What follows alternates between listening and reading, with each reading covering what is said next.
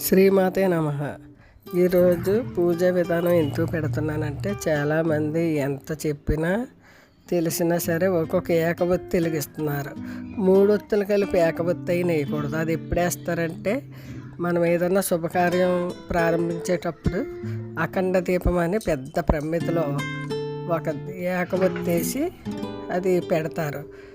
అలాగే ఎవరైనా మనుషులు పోయినప్పుడు ప్రమిదలో ఒక 2 ఒత్తులు కలిపి ఒక ఒత్తి కింద వేస్తారు. అంతేగాని ఇంట్లో మాత్రం మనం 2 అయినా వెలిగించుకోవాలి. 2 ఒత్తులు వేసి 3 అయినా అంతే 3 ఒత్తులుగా వెలిగించుకోవాలి. కానీ ఏకబొత్తు మాత్రం ఎవరో వెలిగించవద్దు. తెలియకపోతే ఈరోజు తెలుసుకుంటారని అనుకుంటున్నాను. 3 ఒత్తులు కలిపి ఒకటి వేయకూడదు, 2 ఒత్తులు కలిపి ఒకటి వేయకూడదు.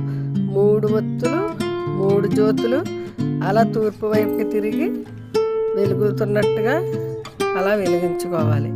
తెలియకపోతే తెలుసుకోండి. ఏకబొత్తు మాత్రం వేయకూడదు.